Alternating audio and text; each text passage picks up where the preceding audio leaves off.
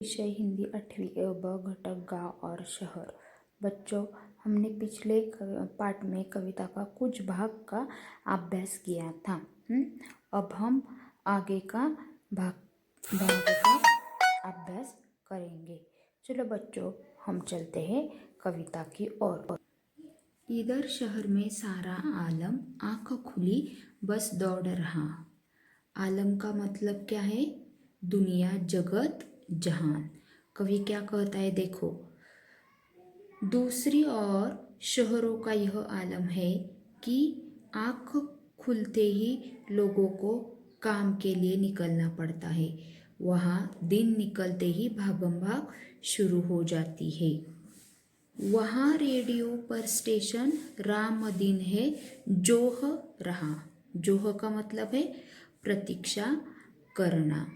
Radio station पर राम दिन समाचारों की राह देख रहा है। उनकी बात सुनी है जब से दिल करता है धुकुर फुकुर। धुकुर फुकुर का मतलब क्या है? घबराहट। देखो कवि क्या कहता है कि उसे बड़ी घबराहट हो रही है कि कहीं बाहर से आने वाले लोगों के लिए कोई बुरी खबर तो नहीं है। चलो हम आगे चलते हैं। सूरतिया के दोनों लड़के। सूरतिया के दोनों लड़के। सूरतिया का मतलब क्या है? सरस्वती का एक नाम। सूरत गए कमाने। सूरत क्या है? शहर का नाम है। गेहूं के खेतों में लेकिन गिल्ली लगी घुमाने। देखो कवि क्या कहता है, इस पंक्तियों के हम अर्थ देखेंगे।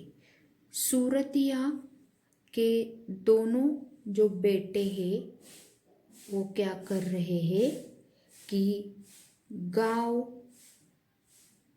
के अनेक युवक काम के तलाश में सूरत जैसे शहर में गए हैं। और गांव में उनके खेत जोतने बोने वाला कोई नहीं है। सभी लड़के क्या कर रहे हैं? सूरत गांव में पैसा कमाने के लिए गए हैं और उनके खेत करने वाला कोई नहीं है। चलो हम आगे के पंक्ति के तरफ चलते हैं। लंगड़ा कर चलती है गैया, सड़कों ने खा डाले खुर।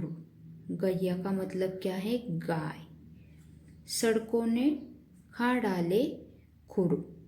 दीदा फाड़े शहर देखता, गाव देखता टुकुर टुकुर। देखो यह कवि क्या कहता है,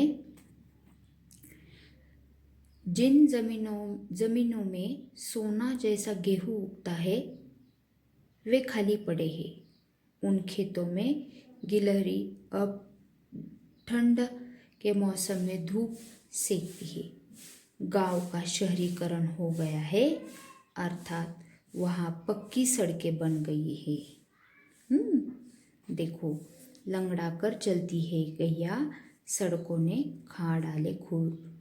क्या हुआ है? यहाँ पक्की सड़कें बनी हुई है। इसीलिए गाय को क्या चलना भी आसान नहीं हुआ।